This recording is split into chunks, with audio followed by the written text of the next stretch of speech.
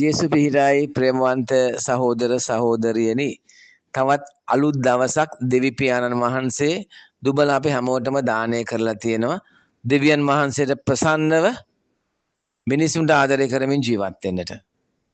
එහෙනම් අපි දෙවියන් වහන්සේට අද දවස වෙනුවෙන් ස්තුතිය ප්‍රශංසාව ගෞරවය වන්දනාව නමස්කාරය පුද කරන මුළු හදවතින්ම ආමෙන්.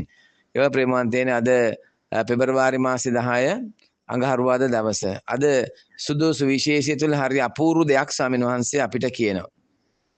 සම්ප්‍රදායන් තුළ අපි ගමන් කරන අය ඉන්නවා පල්ලිවල සහ අපේ ජීවිත පැවැත්ම තුළ වත්පිළිවෙත් අපි ඉටු කරනවා. හරි විදිහට වත්පිළිවෙත් ඉටු කරනවා. ස්වාමීන් වහන්සේ එදා ඒ අත්දැකීම දැක්කා.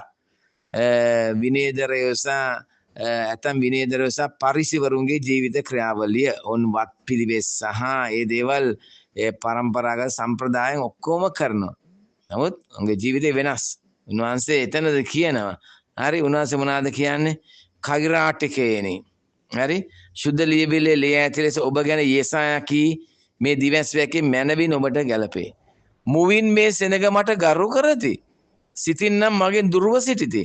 මිනිස් ඔවා දෙව්දහම් ලෙස උගන්වා නිසරු ලෙස මා නමදිති. බලන්න හරියටම හරි අදටත් එහෙමයි. මිනිස්සු යාඥා කරනවා ඒ පිළිවෙත් ටික හරියට කරනවා සියලු දේ කරනවා පල්ලි යනවා නේද කොහොම මේ දේවල් කරන හැබැයි අතුලාන්තේ ඒ අත්දැකීම නැහැ හරි මිනිසුන්ගේ අතුලාන්තේ වෙනස් හරි උන්වහන්සේ ඒක තමයි කියන්නේ මුවින් ප්‍රශංසා කරනවා හැබැයි සිතින් දුරස් වෙලා සිත තියෙන්නේ වෙන තැනක හිත ඇතුලේ තියෙන්නේ අර මොකද්ද සුදුහුණු ගාව සෝහන් කොත් වගේ වෙලාවකට නේද ඒ නිසා ප්‍රේමවන්තයනි ස්වාමීන් වහන්සේ අපිට ආරාධනා කරන්නේ එහෙම වෙන්න එපා කියලා කියන්නේ. එහෙම වෙන්න එපා කියලා. අපිට තියෙන්නේ දෙවියන් වහන්සේ ආඥා නීති දීලා තියෙන දසපනතක් තියෙනවා. හරිද? ඒ දසපන පනත් එක හිතේ තියා ගන්නට ඕන. පනත් කඩවේදී දුක්මනස්සාප වෙලාක් කියලා පව් කරන්න නැතුව ඉන්න ඉටාගෙන හක් කියලා පාපෝච්චාරණය කරන්නට ඕන. සුළු පව් වලට දුක්මනස්සාප වෙන්නට ඕන. මොකද මිනිස්සුනේ අපි. මිනිස්සු අතින් තමයි පව් වැරදි සිද්ධ වෙන්නේ. ප්‍රේමවන්තයනි අපි මතක තියාගන්නට ඕන ඔබේ මුළු හෘදයෙන්ද ඔබේ මුළු ආත්මයෙන්ද ඔබේ මුළු බුද්ධියෙන්ද දෙවියන් වහන්සේට ප්‍රේම කරන්න කියලා ජේසුස් කිව්වා.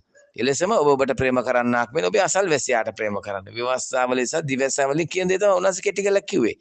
ඒ නිසා ඔය ටික කරන තමයි අපි වැරවීරිය දරන්නට ඕනේ. ඉතින් අපේ ශක්තියෙන් මනුස්ස හැකියාවලින් බැරි නිසා තමයි අපිට සහායදායකයන් වහන්සේ දුන්නේ. සුද්ධහපෙන් වහන්සේ දුන්නා.